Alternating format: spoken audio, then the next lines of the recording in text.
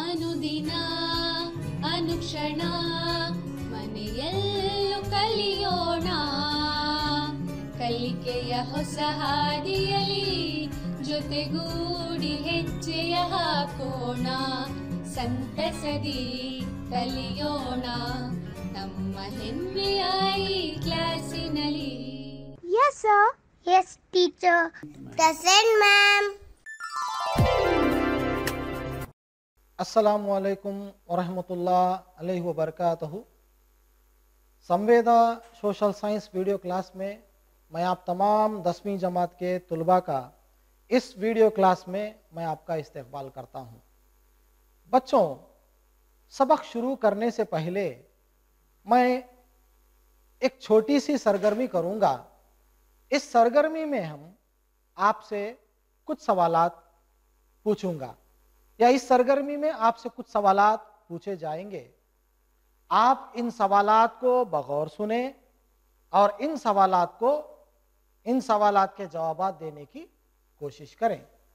और जितने भी ये सवालात हैं, ये तमाम के तमाम सवालात आपने अपनी पिछली क्लासेस में, पिछली जमातों में इन तमाम सवालात के मुताल्लिक़ आपने ये पढ़ लिया है। तो चलिए अब हम ये सरगर्मी शुरू करते हैं।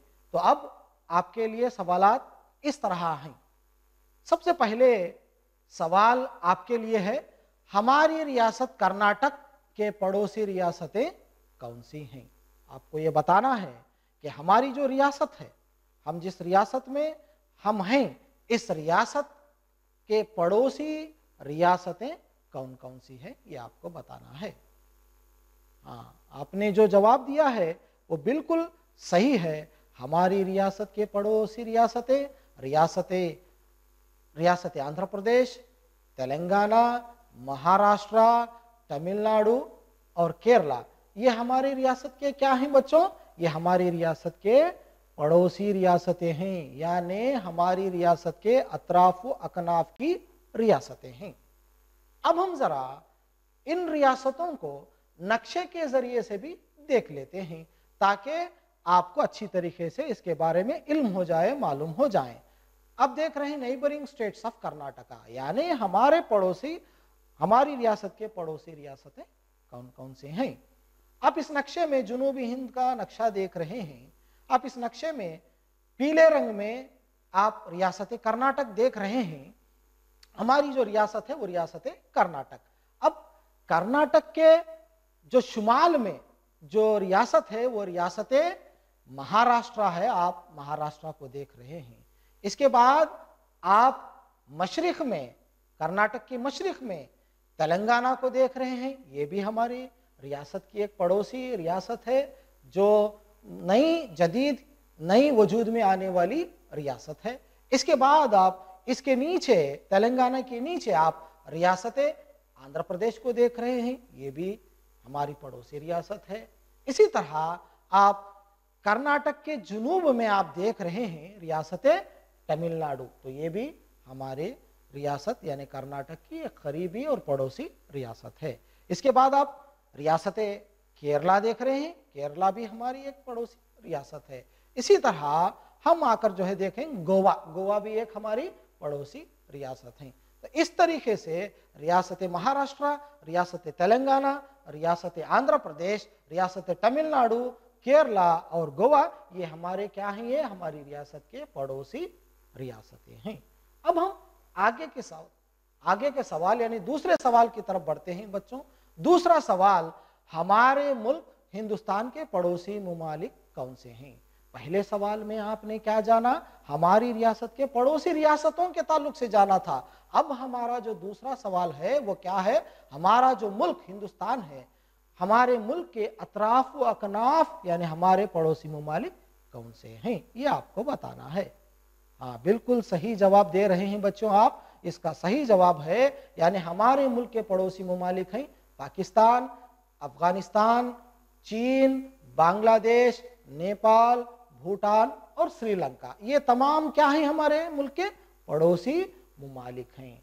तो ये आकर जो है हमने जाना, हमने पड़ोसी हमारी रियासत के पड़ोसी रियासतों को भी मालूम किया अब हमने हमारे मुल्क के पड़ोसी मुमालिकों के ताल्लुक से भी मालूम किया। अब जरा हम नक्शे के जरिए से भी हम इस बात को समझ लेंगे। तो हिंदुस्तान के पड़ोसी मुमालिक, आप इस नक्शे में देख रहे हैं हमारा मुल्क हिंदुस्तान है, इसमें हमारा जो मुल्क हिंदुस्तान है इसकी पड़ोसी रियासतों में आप देख रहे हैं पाकिस्तान हमारी हमारे पड़ोसी मुल्क है।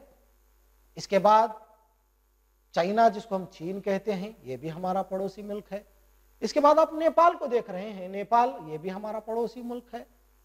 इसके बाद भूटान ये भी हमारा पड़ोसी मुल्क है। इसी तरह म्यांमार जिसको बांग्लादेश ये भी एक हमारा पड़ोसी मुल्क है। इसके बाद आप म्यांमार जिसको हम बर्मा भी कहते हैं ये भी एक हमारा पड़ोसी मुल्क है। इसी तरह आप अफगानिस्तान को भी देख रहे हैं, अफगानिस्तान भी हमारा पड़ोसी मुल्क है। गर्ज पाकिस्तान, अफगानिस्तान, चीन, नेपाल, भूटान, म्यांमार, बांग्लादेश और हिंदुस्तान के जुनूब में श्रीलंका, ये हमारे मुल्क के क्या हैं, ये तमाम पड़ोसी मुमालिक हैं। अब हम तीसरे सवाल की तरफ बढ़ रहे हैं बच्चों। अब आप देखें हम आसपास जो हमारे मुमालिक हैं, हम उन मुमालिकों के साथ किस तरीके के ताल्लुकात को कायम रखना चाहिए। हमारे मुमालिक के, हमारे मुल्क के उन मुमालिकों के साथ दूसरे मुमालिकों के साथ किस तरीके के ताल्लुकात होना चाहिए। हाँ, बिल्कुल सही जवाब है। तो हमारे जो ताल्लुकात हैं, हमें चाहिए कि हम दूसरे मुमालिकों के साथ कैसे ताल्लुकात, दोस्ताना ताल्लुकात को कायम करें, दोस्ती निभाएं। हमें चाहिए कि हमारे आसपास व अतराफ के, अकनाफ के और तमाम दूसरे दुनिया के तमाम दूसरे मुमालिकों के साथ हम दोस्ताना ताल्लुकात कायम करें। अच्छा बच्चों, अब हम चौथे सवाल की तरफ बढ़ रहे हैं। मुमालिकों के दरमियान कायम होने वाले ताल्लुकात और पॉलिसियों को हम क्या कहते हैं। हम जो दूसरे मुमालिकों के साथ ताल्लुकात कायम करते हैं, जिनसे हम कारोबारी पॉलिसियां कायम करते हैं, हम उनको क्या कहते हैं। हाँ, बिल्कुल सही जवाब दिया है आपने। इसका जवाब है खारजा पॉलिसी। एक मुल्क जो दूसरे मुमालिकों के साथ दोस्ताना पॉलिसी इख्तियार करता है, ताल्लुकात कायम करता है, तो हम उसको क्या कहते हैं, खारजा पॉलिसी कहते हैं। तो हमें चाहिए कि हम खारजा पॉलिसी को अपनाएं। अच्छा बच्चों, यहाँ पे मैं आपसे पूछूंगा, क्या आप हिंदुस्तान की खारजा पॉलिसी के नुकात, इसके मकासद के बारे में जानते हैं?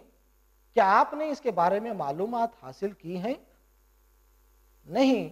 तो चलिए आज हम इस वीडियो क्लास में 10वीं जमात के इल्म सियासत का दूसरा सबक, जिसका नाम हिंदुस्तान की खारजा पॉलिसी है, जिसको हम इंग्लिश में इंडियन फॉरेन पॉलिसी यानी इंडियाज फॉरेन पॉलिसी कहते हैं, उसके ताल्लुक से आज हम मालूमात हासिल करेंगे।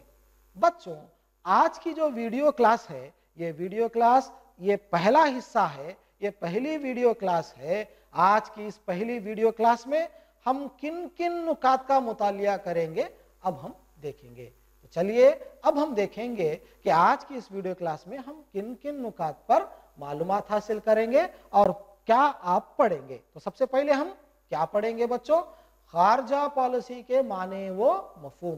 खारजा पॉलिसी है क्या, इसके माने व मफहूम आप मालूम कर लेंगे। दूसरा, खारजा पॉलिसी के मकासद, हमारी जो खारजा पॉलिसी है इसके क्या क्या मकासद हैं, इसके ताल्लुक से भी हम मालूमात हासिल करेंगे। तीसरे नंबर पर हम क्या देखेंगे, हिंदुस्तानी खारजा पॉलिसी की तश्कील, तो इसके अम्मार और इसकी तश्कील कैसे हुई, उसके ताल्लुक से आज की इस वीडियो क्लास में हम मालूमात हासिल करेंगे। बच्चों, क्या आप इन मालूमात को हासिल करने के लिए तैयार हैं? चलिए अब हम आगे की तरफ बढ़ते हैं, सबक को आगे बढ़ाते हैं। अब हम देखेंगे खारजा पॉलिसी के माने व मफहूम, इसके माने क्या हैं। एक मुल्क के दूसरे मुमालिक के साथ आपसी लेन देन और कारोबारी पॉलिसियों को ही हम क्या कहते हैं, खारजा पॉलिसी कहते हैं। खारजा पॉलिसी से क्या मुराद है, ये कई बार सवाल आता है। तो इससे मुराद क्या है, एक मुल्क के दूसरे मुल्क के साथ आपसी लेन देन, आपसी लेन देन से मुराद यहाँ पर दरामदाद व बरामदाद, दरामद और बरामद और इन दरामद और बरामद के लिए की जाने वाली पॉलिसियों को, जो हम रूल्स एंड रेगुलेशंस जो फ्रेम्स करते हैं, खारजा पॉलिसी के जो रूल्स फ्रेम्स करते हैं, जिसको हम कारोबारी पॉलिसी कहते हैं, उन पॉलिसियों को ही हम क्या कहते हैं, खारजा पॉलिसी कहते हैं। आप देख सकते हैं इस तस्वीर के जरिए से एक मुल्क दूसरे मुल्कों के साथ दोस्ताना ताल्लुकात कायम करता है। अब ये दोस्ताना ताल्लुकात में क्या होता है, लेन देन होता है। एक चीज को हम देते हैं, एक चीज को हम दरामद करते हैं, बदले में बरामद करते हैं, और इस दरामदात और बरामदात में जो पॉलिसी अपनाई जाती है उसी को हम क्या कहते हैं बच्चों, हाँ, खारजा पॉलिसी कहते हैं। अब दूसरे नंबर पर हम देखेंगे ये खारजा पॉलिसी क्यों जरूरी है, इसकी अहमियत और जरूरत, ये भी हमें जानना जरूरी है। अब देखें, कोई भी शख्स दूसरे लोगों से बगैर राबिता किए, बगैर उनसे मदद हासिल किए हम अपनी जिंदगी को खुशगवार नहीं बना सकते। हमें अपनी जिंदगी खुशगवार गुजारनी है, हमारी पूरे जरूरियात को पूरा करना है, तो हमें चाहिए कि हम किसी ना किसी लोगों पर या दूसरे लोगों पर हमें इन्हिसार होना पड़ता है, उनका ताउन लेना ही पड़ता है, उनकी मदद लेनी ही पड़ती है, तब जाकर हम अपनी जरूरत को तकमील कर सकते हैं। मिसाल के तौर पर अब आप देख रहे हैं, अब आप देखें एक तस्वीर आएगी, उस तस्वीर में आप देखें कि इस तस्वीर में आप क्या देख रहे हैं कि जब हम बीमार पड़ जाएं, जब हम बीमार पड़ जाएं या हमें बुखार आ जाए तो हमें किसकी जरूरत पड़ती है, हाँ, हमें एक डॉक्टर की जरूरत पड़ती है। अगर हम किसी परेशानी में आ जाएं, कोई परेशानी में आ जाएं, तब भी आकर जो है हमें किसी ना किसी की जरूरत जरूर पड़ती है। इसी तरीके से जब हमें कोई कानूनी चीज की जरूरत पड़ती है, जब कानूनी इस्लाह की जरूरत पड़ती है, तब आकर जो है हमें एक वकील की जरूरत पड़ती है। तो गर्ज के किसी ना किसी तरह, किसी ना किसी वजह से हमें क्या करना पड़ता है कि हमें दूसरे लोगों पर डिपेंड होना, इन्हिसार होना जरूर पड़ता है। तो गर्ज के एक इंसान अपनी जिंदगी को बिना दूसरों की मदद लिए, बिना दूसरों की ताउन हासिल किए हम जिंदगी को खुशगवार और आसान नहीं बना सकते। तो हमें ये इनकी मदद लेना बेहद जरूरी होता है। जिस तरीके से एक इंसान बिना दूसरे लोगों की जरूरत मदद हासिल किए हम अपनी जरूरत को पूरा नहीं कर सकते, हम अपनी जिंदगी को खुशगवार नहीं बना सकते, क्या एक मुल्क बिना किसी दूसरे मुमालिकों की मदद के बगैर, ताउन के बगैर, क्या हम अपने तमाम मुल्क के लोगों की जरूरत को पूरा कर सकते हैं? जी नहीं। तो हमें हमारे मुल्क के जरूरत को पूरा करने के लिए, हमारे मुल्क की तरक्की के लिए आकर जो है हमें क्या करना है, हमें दूसरे मुमालिकों का ताउन और उनसे बेहतर ताल्लुकात कायम करना बेहद जरूरी हो जाता है। आप देखें तो हमें दुनिया के दूसरे मुमालिकों के साथ हाथ मिलाना पड़ता है, दोस्ती कायम करना पड़ता है, उनके साथ हम बेहतर ताल्लुकात कायम करना बेहद जरूरी होता है। तो हमें दूसरे मुमालिकों के साथ अच्छे ताल्लुकात कायम करने चाहिए। अब दुनिया में हम देखते हैं तकरीबन 200 से जायद मुमालिक हैं, उनमें कुछ ताकतवर हैं, मुस्तहकम हैं और चंद कमजोर हैं। अब यहाँ पे ताकतवर से मुराद माशी तौर पर तरक्की याफ्ता मुमालिक। अब तस्वीर देख रहे हैं आप आपकी स्क्रीन पर, उन मुमालिकों को हमने हरे रंग से बताया है जो दुनिया के ताकतवर और माशी एतबार पर बहुत ही तरक्की याफ्ता मुमालिक हैं। ऐसे भी मुमालिक हैं दुनिया के अंदर। और एक तस्वीर आप देख रहे हैं, इस तस्वीर में हमने दुनिया के कमजोर मुमालिकों को, माशी तौर पर जो कमजोर मुमालिक हैं वो आकर जो है आप देख रहे हैं। तो गर्ज के दुनिया में कुछ ताकतवर मुस्तहकम मुमालिक भी हैं, कुछ कमजोर मुमालिक भी हैं जो दुनिया में माशी एतबार से पस्त हैं, ऐसे मुमालिक भी हैं। तो हमें चाहे वो दुनिया का ताकतवर मुमालिक क्यों ना हो, वो दुनिया का कमजोर मुमालिक ही क्यों ना हो, चाहे ताकतवर हो चाहे कमजोर हो, दोनों मुमालिकों के लिए भी ये खारजा पॉलिसी को अपनाना, बेहतर ताल्लुकात को कायम करना बेहद जरूरी होता है। तो कोई भी मुल्क आकर जो है, दुनिया का कोई भी मुल्क चाहे ताकतवर हो चाहे माशी तौर पर कमजोर हो, किसी न किसी तरह खारजा पॉलिसी को अपनाए हुए ही होता है। अब हम आगे की तरफ देखेंगे। जमहूरी तर्ज खुद मुख्तार ममालिक की कोई ना कोई खारजा पॉलिसी होनी ही चाहिए। जमहूरी तर्ज ममालिक से मुराद लोगों की हुकूमत, जिस तरीके से हिंदुस्तान एक जमहूरी तर्ज मुल्क है, इस तरह के मुल्कों की एक अपनी खारजा पॉलिसी का होना बेहद जरूरी होता है। जमहूरी तर्ज ममालिक से क्या मुराद है, जमहूरी तर्ज ममालिक है कौन, अब थोड़ा हम ये देखेंगे, इसके ताल्लुक से भी हम मालूमात हासिल करेंगे। जमहूरी खुद मुख्तार ममालिक का मतलब यह होता है कि वह दाखिली या खारजी लिहाज से किसी भी मुल्क के जेरे निगरानी या माऊन होते हुए आजाद, खुद मुख्तार और अपने आला इख्तिदार को भी रखता हो। इससे मुराद यह है कि दुनिया का कोई भी मुल्क जो दाखिली तौर पर हो या खारजी तौर पर भी हो, कोई दुनिया का दूसरा मुमालिक उसकी निगरानी ना करे, उस पर अपना कंट्रोल ना रखे और वो मुल्क अपना खुद का इख्तिदार रखता हो, अपने मुल्क के माशी हालत के लिए, अपने मुल्क की तरक्की के लिए अपने फैसले आप करता हो, ऐसे मुल्क को हम क्या कहते हैं, जमहूरी तर्ज मुल्क कहते हैं। तो हिंदुस्तान एक जमहूरी तर्ज मुल्क है।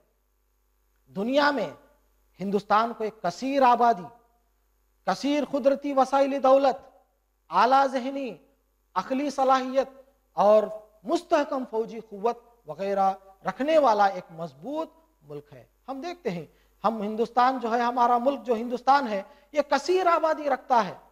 चीन के बाद दुनिया में सबसे ज्यादा आबादी रखने वाला मुल्क हमारा मुल्क हिंदुस्तान है। तो हम एक कसीर आबादी रखने वाला मुल्क है हिंदुस्तान।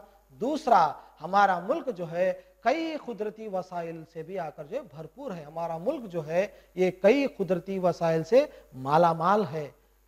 अब हम देखेंगे, ना सिर्फ हमारे पास कसीर आबादी है, ना हमारे पास कसीर कुदरती वसाइल है, दुनिया में हिंदुस्तान साइंस और टेक्नोलॉजी में, इंफॉर्मेशन टेक्नोलॉजी में भी दुनिया में एक आला मुकाम हासिल रखा हुआ है। इसके साथ साथ दुनिया की ताकतवर फौजों में हमारे मुल्क का शुमार होता है। हिंदुस्तान एक ताकतवर फौज भी रखता है। तो ये तमाम हिंदुस्तान की खुसूसियात हैं। मौजूदा दुनिया में चंद ममालिक ऐसे हैं जो एक बेहतरीन खारजा पॉलिसी रखते हैं। सिर्फ चंद ही ममालिक ऐसे हैं दुनिया में जो एक बेहतरीन खारजा पॉलिसी रखते हैं। ये हमारे लिए बड़ी खुशी की बात है कि हिंदुस्तान उनमें से एक है। हिंदुस्तान भी एक बेहतरीन खारजा पॉलिसी रखने वाला मुल्क है। आप देख सकते हैं, कोई भी शोबा हो, माशी सरगर्मी का कोई भी शोबा हो, हिंदुस्तान उसमें एक आला मुकाम रखता है और दुनिया में एक बेहतरीन पॉलिसी रखने वाला मुल्क शुमार किया जाता है। सन 1947 में आजादी के बाद हिंदुस्तान जमहूरी तर्ज खुद मुख्तार होने के बावजूद भी इसने यानी हमने एक खारजा पॉलिसी को अपनाई, जिसके तहत दुनिया के तमाम ममालिक से हम दोस्ती निभाते आ रहे हैं। जब हिंदुस्तान आजाद हुआ सन 1947 में, हमने जमहूरियत को फरोग दिया। हमारा मुल्क एक जमहूरी तर्ज ममालिक है। इसके साथ साथ हमने हमारे मुल्क के लिए एक खुसूसी खारजा पॉलिसी अपनाई हुई है और हमारी खारजा पॉलिसी का मकसद भी यही है कि हम तमाम दूसरे ममालिकों के साथ दोस्ती निभाते आ रहे हैं। अब हम आगे की तरफ बढ़ेंगे। अब हम पढ़ेंगे हिंदुस्तान की खारजा पॉलिसी के मकासद। हमारे मुल्क की जो खारजा पॉलिसी है, इसके क्या क्या मकासद हैं, इसके ताल्लुक से हम पढ़ेंगे। सबसे पहले हमारे मुल्क की जो खारजा पॉलिसी है, इसका सबसे पहला मकसद है मुल्क की सालमियत। मुल्क की सालमियत, सालमियत से मुराद है इसका इत्तेहाद, इसको बिखरने से, इसको टूटने से बचाना, मुल्क की हिफाजत करना। हमारी खारजा पॉलिसी का मकसद है मुल्क की सालमियत। तो हमारा मकसद है मुल्क को इत्तेहाद रखना, मुल्क की हिफाजत करना और इसको टूटने से बचाना। यह हमारा पहला मकसद। अब हम हमारे जो खारजा पॉलिसी है, इसका दूसरा मकसद है मुल्क की माशी हम आहंगी। इससे मुराद हमारी जो माशी जो जिंदगी है, हमारी मुल्क की जो माशी तरक्की है, हमारी खारजा पॉलिसी माशी आहंगी को फरोग दे, तमाम लोगों की तर्ज जिंदगी में सुधार आए, तरक्की के हर शोबे में हमें तरक्की हासिल हो, तो ये भी हमारा मकसद है, खारजा पॉलिसी का मकसद है। अब हम तीसरे मकसद की तरफ बढ़ते हैं। हमारी खारजा पॉलिसी का तीसरा मकसद है हमारे मुल्क के सकाफती इख्तिदार को दूसरे मुमालिकों में फैलाना। बच्चों, हम जानते हैं दुनिया में हिंदुस्तान अपनी सकाफत के लिए, अपने कल्चर के लिए जाना जाता है। पूरी दुनिया में हम अपने कल्चर के लिए, अपनी सकाफत के लिए जाने जाते हैं। हमारा मकसद ये भी होना चाहिए कि हमारा जो सकाफती जो इख्तिदार है हम दुनिया के सामने लाएं, दुनिया हमारी सकाफत को देखें, हमारी सकाफत को पहचाने, ये भी हमारा मकसद है। चौथा, दूसरे मुमालिकों के साथ दोस्ताना ताल्लुकात कायम करते हुए मुखालिफ मुल्कों को काबू में रखना। यानी ऐसे मुमालिक जिनसे हमारे दोस्ताना ताल्लुकात कायम हो सकते हैं, हम उनके साथ ताल्लुकात कायम रखें, दोस्ताना ताल्लुकात को कायम रखें, और जो हमारे मुखालिफ हैं उनको काबू में रखना। अगर हम उनको काबू में ना रखें तो ये हमारी मुल्क की सालिमियत और इत्तिहाद के लिए खतरा हो सकता है। तो ये भी हमारा एक मकसद है। पांचवा मकसद आलमी अमन और भाईचारे का सबूत देना। हमारी खारजा पॉलिसी का मकसद आलमी अमन हो। हमारी जो पॉलिसी होती है, हमारे जो दोस्ताना ताल्लुकात होते हैं, हमारे दूसरे मुमालिकों के साथ जो ताल्लुकात होते हैं, इससे आलम में अमन कायम हो, भाईचारगी कायम हो, ये हमारा मकसद होना चाहिए। तो इस तरीके से हमारे मुल्क की खारजा पॉलिसी के ये अहम मकासद हैं, ये 5 मकासद हैं। अब हम हिंदुस्तानी खारजा पॉलिसी के मुअम्मर, हमारी खारजा पॉलिसी की तश्कील कैसे हुई और इस पॉलिसी को आर्किटेक्ट यानी इसको बनाने वाले, इसके मुअम्मर कौन हैं, उसके ताल्लुक से भी हम देख लेते हैं। हिंदुस्तान की आज़ादी के बाद जवाहरलाल नेहरू हिंदुस्तान के पहले वजीर आजम बने। अब आप तस्वीर भी देख रहे हैं जवाहरलाल नेहरू की। जवाहरलाल नेहरू हमारे हिंदुस्तान के पहले वजीर आजम बने। आपने ना सिर्फ वजीर आजम की जिम्मेदारी निभाई, बल्कि आप हिंदुस्तान के पहले वजीर खारजा भी हुए। आपने बैक वक्त वजीर आजम की जिम्मेदारी भी निभाई और साथ में वजीर खारजा की जिम्मेदारी को भी बहुत ही बड़े अच्छे अंदाज में, अच्छी तरह आपने अपनी जिम्मेदारियों को निभाया। एक मर्तबा जवाहरलाल नेहरू ने, जैसा कि आपने जान लिया है, हमारा जो खारजा पॉलिसी का जो मकसद है, ये तमाम दुनिया के मुमालिकों के सामने के साथ हम दोस्ताना ताल्लुकात कायम करें। हमेशा से हमारे मुल्क की ये पॉलिसी रही है कि हम दुनिया में अमन के लिए जाने जाते हैं, दोस्ताना ताल्लुकात के लिए कायम हम आकर जो है माने जाते हैं और जाने जाते हैं। उसके बावजूद भी दुनिया के कुछ मुमालिक हमारी अमन पसंदाना पॉलिसी और हमारे दोस्ताना ताल्लुकात का गलत इस्तेमाल करते हैं। एक मर्तबा चीन ने हिंदुस्तान पर हमला कर दिया। हमले के बाद उस वक्त के जो वजीर आजम थे जवाहरलाल नेहरू, पार्लियामेंट में, लोकसभा में एक अपनी तकरीर के दौरान उन्होंने एक जुमला कहा, एक कौल कहा। आप स्क्रीन पर एक कौल देख रहे हैं, उनका एक बयान देख रहे हैं। उन्होंने बड़े दुख के साथ, बड़े दर्द के साथ इस कौल को कहा। यह था, आप जरा देखें, ये दुनिया संगदिल है। हमने आलमी अमन के लिए अपना झंडा लहराया है, बुलंद कर रखा है, और आलमी अमन के लिए हम काम करते रहेंगे। तो हम दुनिया के साथ अच्छे ताल्लुकात कायम करते हुए आ रहे हैं और कायम करते रहेंगे। लेकिन जो दुनिया है ये बहुत ही संगदिल है, पत्थर दिल है, हमारे दोस्ताना ताल्लुकात का गलत फायदा उठाती है। इस मैसेज के जरिए, इस कौल के जरिए से आपने ये कहा कि चाहे दुनिया हमारे साथ जैसा ही ताल्लुकात कायम करते चले आए, लेकिन हिंदुस्तान हमेशा अमन का परचम, अमन का झंडा यूं ही बुलंद करता रहेगा और हम अमन के लिए काम करते रहेंगे। ये आपने पूरी दुनिया के लिए ये पैगाम दिया कि हिंदुस्तान अमन के लिए आकर जो है हमेशा कोशिश करता रहेगा। तो अब हम इसी वजह से हमारी जो हिंदुस्तानी खारजा पॉलिसी है, इस खारजा पॉलिसी को हम बाज़ औक़ात नेहरू खारजा पॉलिसी भी कहते हैं, क्योंकि इस मुल्क की खारजा पॉलिसी के मुअम्मर जवाहरलाल नेहरू हैं। तो आज की इस क्लास में हमने इतने तमाम चीज़ों के ताल्लुक से आकर जो है मालूमात हासिल की है। तो आज हमने क्या पढ़ा, दोबारा एक बार देख लेते हैं। आज की इस वीडियो क्लास में हमने खारजा पॉलिसी के माने व मफहूम के ताल्लुक से मालूमात हासिल की। खारजा पॉलिसी किसे कहते हैं, इसके माने क्या हैं, आपने मालूम किया है, आपने पढ़ा है। दूसरा, आपने खारजा पॉलिसी के मकासद के ताल्लुक से भी पढ़ा है।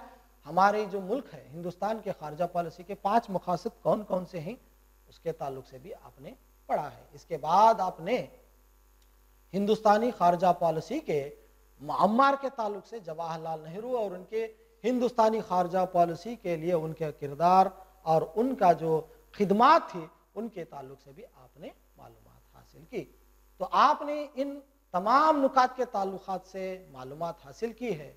बच्चों, मैं आप तमाम से अब जो आपने इस क्लास में पढ़ा है उसके ताल्लुक से मैं अब आपसे कुछ सवालात पूछूंगा। क्या आप इसके लिए तैयार हैं? आपको उन सवालात को सुनना है और उसके जवाब देना है। तैयार हैं? चलिए अब हम मुहासिबा करते हैं। तो सबसे पहले आपके लिए सवाल है, मुल्कों के दरमियान आपसी लेन देन और कारोबारी पॉलिसियों को डैश कहा जाता है, यानी क्या कहते हैं? अभी आपने पढ़ा है मुल्कों के दरमियान आपसी लेन देन और इन आपसी लेन देन की पॉलिसियों को हम क्या कहते हैं? बिल्कुल सही जवाब, उसको हम कहते हैं खारजा पॉलिसी। तो हम क्या कहते हैं बच्चों? खारजा पॉलिसी कहते हैं। अब आपके लिए दूसरा सवाल है, किसी भी मुल्क के ज़ेरे निगरानी या माऊन ना होकर आज़ाद, खुद मुख्तार और आला इख्तिदार रखने वाला मुल्क डैश कहलाता है।